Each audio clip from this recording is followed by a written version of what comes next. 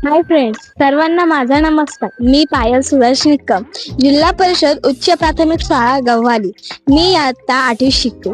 आमच्या शाळेत मुलं रोज मैदानावर खेळतात आणि त्यांना खेळायलाही खूप आवडतं. हो, खेळताना काही वेळ पडलं जातं, खरचटलं जातं, छोट्या मोठ्या जखमा होतं. हीच आमच्या शाळेतील छोटी व पण महत्वाची समस्या होती. केला आपण निसर्गाकडून काय शिकू शकतो.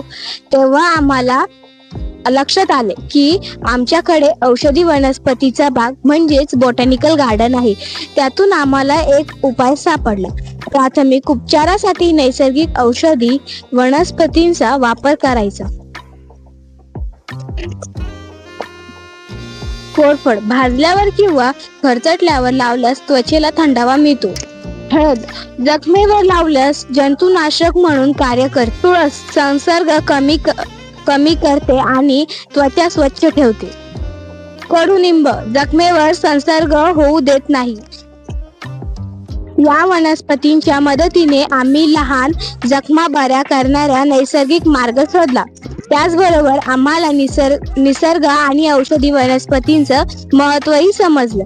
आता आम्ही खेळताना जखमी झालो तरी घाबरत नाही, कारण निसर्ग आमचा खरा डॉक्टर बनला आहे.